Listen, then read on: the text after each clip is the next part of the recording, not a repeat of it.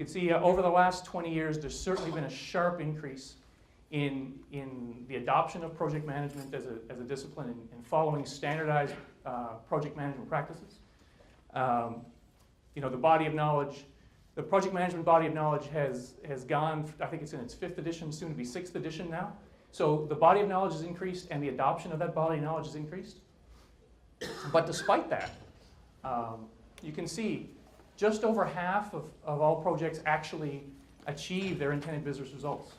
And it's no wonder, because 80% of project managers that were surveyed actually don't understand how their project fits into the overall business strategy.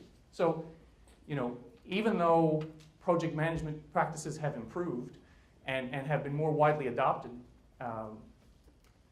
we're still not really going all the way to actually achieve the business results that are intended. So that points to a gap. The projects the 44% of projects that don't achieve their business results, one of the main causes listed is a lack of the right skill set by the people implementing the project. So again, that speaks particularly for projects where you're going to have a major impact on people.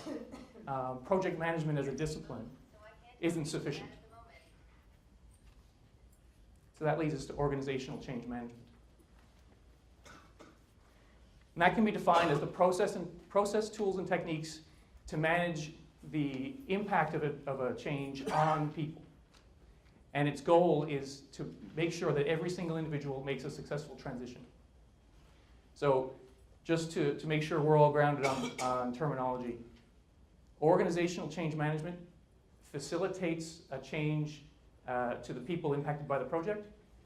Project change management, though, of course, is within the project context, managing changes to time, cost, and quality, be it a scope change or what have you, that has an impact on those metrics. So to describe, a process for organizational change management, I'm going to summarize Dr. John Cotter's 8-step model. This is a model, so by definition, it's conceptual and theoretical. But we will, basically, I'm going to translate a little bit of it in a couple of slides to a project context. But we'll start here at a high level. So the first thing is, you want to create a sense of urgency so that people in the organization understand that the current state of affairs, the status quo, is either not sustainable or unacceptable. And so that they understand the need for why change is required. Next, you're going to want to form a change team. And that's basically going to be the evangelists for the change. And ideally, they'll come from the organization impacted by that change. Next, you're going to want to define a vision. Not the mission, vision of the company, and not even the business results that you're trying to change with that strategic objective, but really try to paint a picture for the people who are affected by the change as to how this is going to change their day-to-day. What is it going to look like?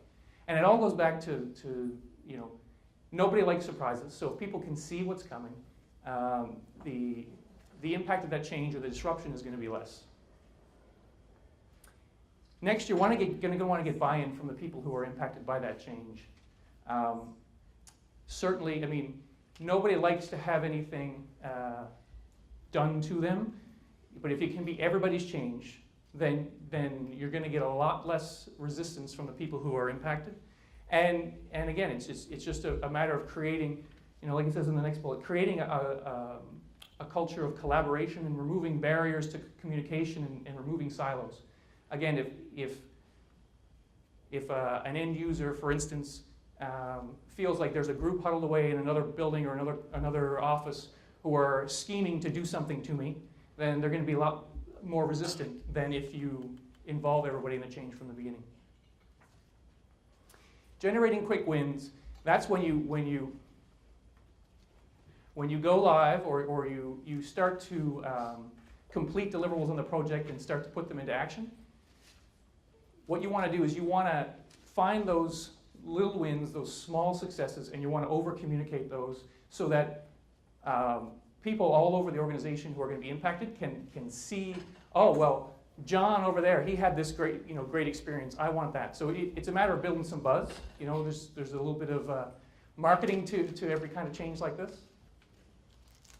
And then, as the project starts to finish, you want to continually reinforce those new routines, because everybody's going to want to try to default back to their comfort zone.